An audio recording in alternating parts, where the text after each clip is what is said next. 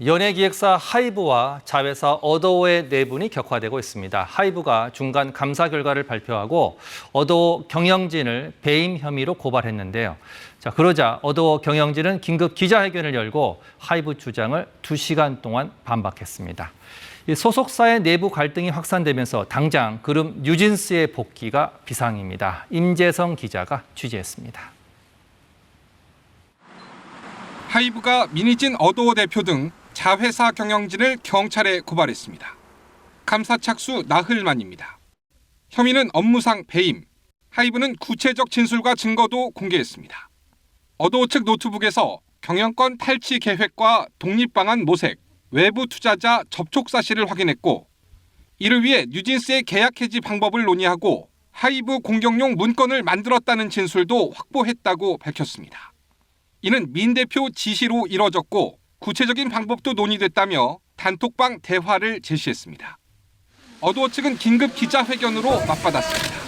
민희진 대표는 하이브의 증거는 프레임을 만들어 왜곡한 것이라고 못 박았습니다. 경영권 탈취를 위한 계획도 실행도 없었다고 했습니다.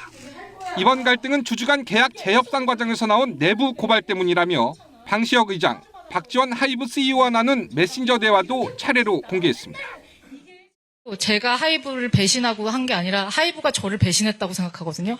저를 써먹을 만큼 다 써먹고. 하이브 고발에 민 대표 역시 법적 대응을 예고한 상황. 오는 27일 신곡 뮤직비디오 공개를 시작으로 본격적인 활동을 앞둔 뉴진스 복귀에 차질을 빚지는 않을지 우려가 커지고 있습니다. KBS 뉴스 임재성입니다. 눈물과 하소연, 비난으로 이어진 회견이었습니다. 국내 최대 엔터테인먼트 기업 하이브가 그룹 뉴진스를 둘러싼 내부 갈등으로 연일 시끄럽습니다. 양측의 주장이 부딪히면서 주가도 연일 출렁이고 있습니다. 이번 사태의 뒷이야기 그리고 앞으로의 결말은 어떻게 될지 김헌식 문화평론가의 설명을 들어보겠습니다. 네, 평론가님 어서 오십시오. 네, 안녕하세요. 아마 나훈아 씨 기자회견 이후 가장 관심이 좀 뜨거웠던 회견이 아니었나 싶은데 직관하셨습니까?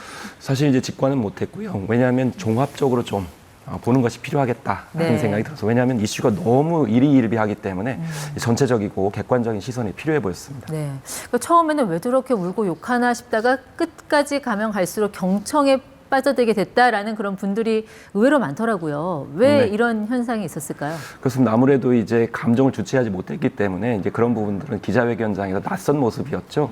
그렇지만 이제 내용을 보니까 대표라 하더라도 결국에는 월급쟁이 사장이고 성과를 뉴진스라고 해서 엄청나게 냈는데도 불구하고 오히려 인정을 못 받고 오히려 쫓겨나게 될 상황이 됐다. 이런 점들은 아마 직장인들이라면 좀 공감할 포인트가 있었지 않았나라는 생각이 들기도 했습니다. 네, 처음에는 득보다는 실이 많은 악수같이 보였는데 끝까지 갈수록 아무튼 공감하는 여론도 좀 많았던 것 같은데요. 잠시 그 회견 내용 들어보고 이야기 계속 이어가도록 하겠습니다.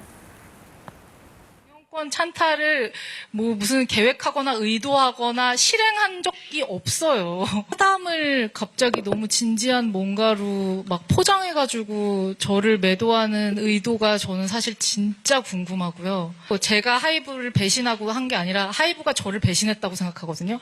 저를 써먹을 만큼 다 써먹고 이제 약을 다 빨 만큼 빨아서 너는 이제 필요 없으니까 너 이거 우리한테 고분고분하지 않지, 우리 말 잘 안 듣지, 그냥 제 입장에서는 저 찍어 누르기 위한 그 프레임으로 정확하게 느껴지고.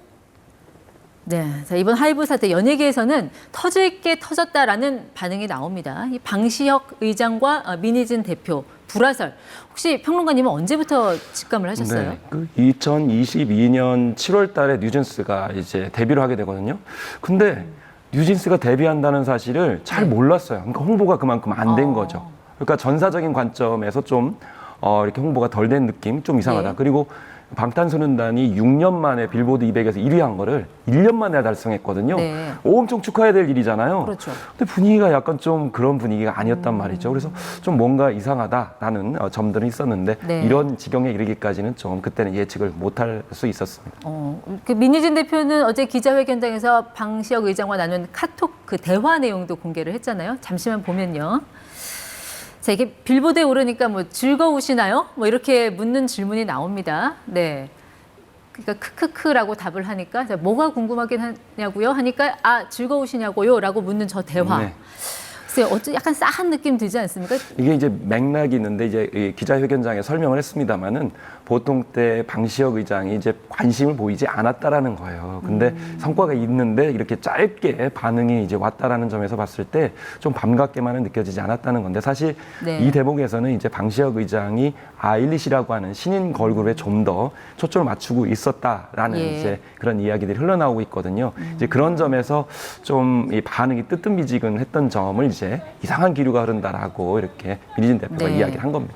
결국 이제 둘 사이가 틀어진 계기는 이 하이브 밑에 있는 그 자회사들 각각이 키우는 그런 아티스트 간의 어떤 미묘한 내부 경쟁 이런 게 좀 도화선이 됐다라는 그런 설명이신 것 같은데 이걸 이해하려면 꼭 하이브와 그 내부 그 계열사들 네. 상황을 좀 봐야 될 것 같아요. 어떤 그렇습니다. 시스템으로 이걸 되어 이제 있는지. 멀티 레이블이라고 하는데요. 레이블은 쉽게 말씀드리면 음반사입니다. 그래서 네. 1990년대 초반 SM 이전에는 음반사가 따로 있었는데 기획형 아이돌을 구축하면서 음반사가 구축이 됐어요. 예. 그런데 이게 한계가 있습니다.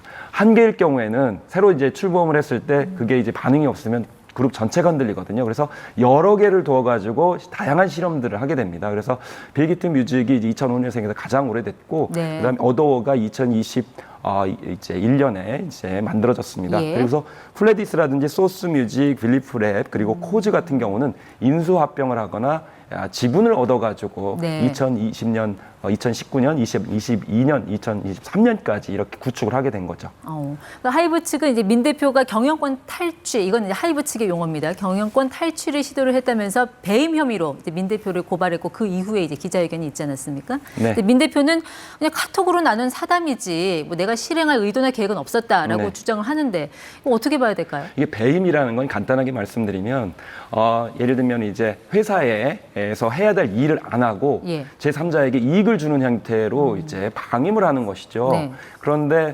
과연 이 이제 하이브가 아니고 이렇게 자회사를 위해서 그러니까 어도어를 위해서 열심히 일하는 차원에서 대안을 모색할 수가 있잖아요. 네. 그 중에 뭐 여러 가지 의견을 들었겠죠. 민희진 씨 대표는 이제 그런 입장이라고 보시면 되겠습니다. 네. 근데 하이브 입장에서는 이런 것까지도 모두 다 탈출하려고 예비로 한 것이다. 네. 그래서 실천을 안 했다 하더라도 실행을 하기 위한 그런 계획이었기 네. 때문에 이것이 배임이다 이렇게 얘기를 하는 건데 이건 법적으로 좀 문제가 될 수도 있겠다고 다툼의 생각할 여지가 수가 있다. 있겠습니다. 네, 그 민 대표는 하이브 측이 뭐 경영권 탈취 주장을 들고 나온 게 자신의 어떤 내부 고발에 따른 보복이다 이런 주장을 했거든요. 여기서 내부 고발이란 건 어떤 의미입니까? 사실 내부 고발이라는 거는 이제 비슷한 시기, 그러니까 한 2개월 정도 앞서서 아일릿이 이제 공식적으로 활동을 하게 되는데 네. 아일릿하고 뉴진스하고 비슷하다는 겁니다. 그래서 그러니까 아일릿이라는 컨셉이라든지 거는 그 밑에 계열사, 신인, 또 다른 걸그룹. 계열사. 그래서 예.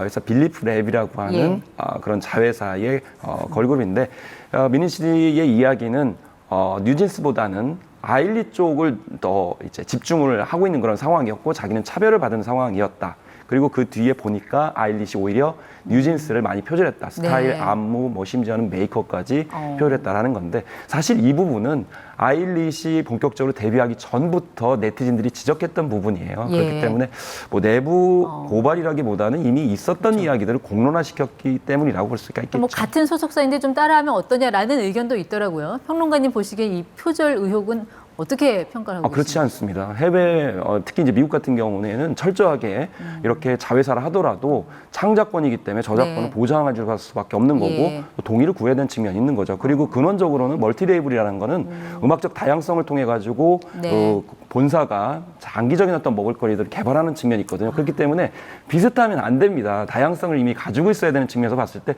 표절 이전에 음악적 다양성 측면에서 봤을 때 이건 분명 문제가 있다. 다만 아일릿이 완전 100% 똑같냐? 약간은 좀 뉴진스보다는 어린 그런 스타일이라는 점은 좀 다릅니다. 지금 팬들의 걱정은 뉴진스죠. 그러니까 지금까지처럼 활동을 계속할 수 있을 것이냐, 그만큼의 성과를 낼 수 있을 것이냐인데 뭐 제2의 뭐 피프티가 되는 게 아니냐 이런 우려도 있고요. 어떻게 두 가지 점을 전망하십니까? 말씀드리겠습니다. 첫 번째는 피프티가 좀 다르다. 왜냐하면 피프티는 구성원들이 소속사를 이탈하겠다라고 밝혔던 거고 이번 사안은 그것과는 상관없이 뉴진스는 계속 활동하겠다는 겁니다. 네. 다만 이제 대표를 교체했을 경우에 뉴진스를 처음부터 일구었던 대표가 아닐 수 있기 때문에 그런 점에서 중장기적으로 콘텐츠의 질이나 수준이 달라질 수 있기 때문에 이건 하이브 그룹 전체의 위기일 수도 있습니다. 네, 하이브의 그 사태 이후 주식 시장도 많이 출렁거리고 있어서요. 주가 변화는 어떤지는 잠시 후에 또 살펴보도록 하겠습니다. 김현식 문화평론가와 함께했습니다. 고맙습니다. 네, 감사합니다.